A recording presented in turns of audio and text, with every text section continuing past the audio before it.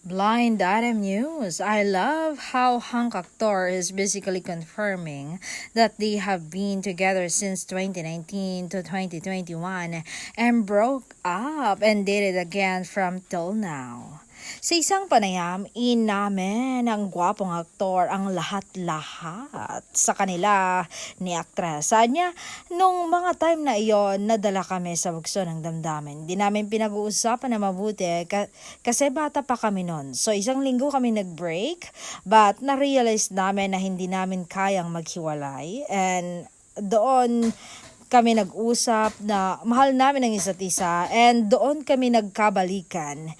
And thank God, kami pa rin hanggang ngayon.